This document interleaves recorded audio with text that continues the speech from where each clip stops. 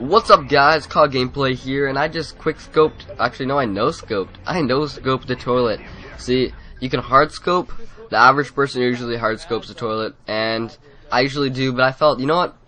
I feel like a champion today. I'm gonna no scope the toilet, and I did. I was gonna go to the extent of 360ing, but I thought, you know what? Maybe I shouldn't go above my head because you gotta practice those 360s. You gotta practice them. I'm not temper. I can't temper shot on a dime. So I gotta practice my no scopes. Once I get down my no scopes, you know, I'll start adding in some trick shot, maybe like a 360 fakie, piss into the toilet. I don't know. That was bad. But yeah, I did actually no scope the toilet. Yeah.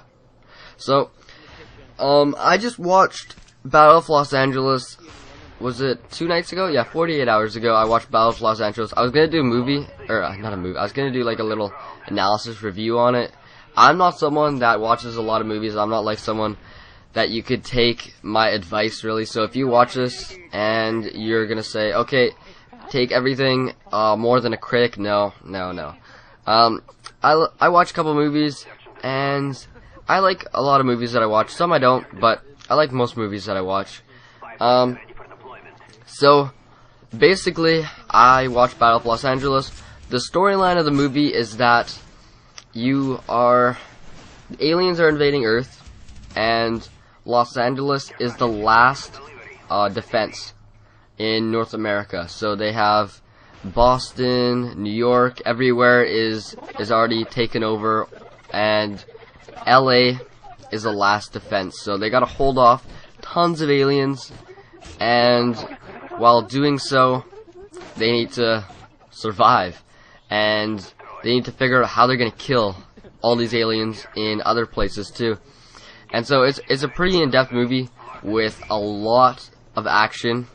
It was pretty sick. A couple things though, there was a bit too much camera shake for my liking. See, camera shake is good for an effect, but when you're overusing it and you're using it too much, it can actually deprive the movie sometimes. So like for example, there was a running scene and the cameraman just like, it felt like there was a camera right behind all the people running, going up and down. So I don't know, it kind of gives you a little bit of a headache or whatever at times. Another thing was that the ending wasn't the best. It kind of ended a bit too fast. But then again, how are you really gonna end a movie with aliens and stuff invading Earth? You can't just say, okay, everyone's dead. The one thing that I did like, the movie ended on a note that there could be a sequel. That would be pretty sick. Battle of Los Angeles 2? Or no, Battle of Los Angeles. It already been done. Maybe like Battle of America. Or I don't know. Because if they took over Los Angeles, or they did, I don't know. That would be sick to see a sequel. Another thing is that, oh yeah, the movie almost felt like there was a controller right in front of your hands. If you're playing, I'm not one for a campaign, but it almost felt like you were going through a campaign, I could say, and there was like a controller. I was just ready to like reach out, grab a controller, and start playing the movie, because you were like engaged in like this battle scene. There's also another pretty sick thing, is that there were a lot of COD guns, like M16, M4 carbine.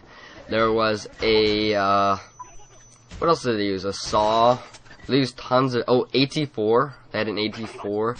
It was pretty sick. They also used noob tubes because they're bad. But I guess I would probably pull out the noob tube if I had to in that situation versus aliens. But, yeah, I say that I give the movie a 7 out of 10. Yeah, I'd probably give it a 7 out of 10. If you're still alive and 2012 hasn't hit yet, I'd say go watch the movie. No harm in it.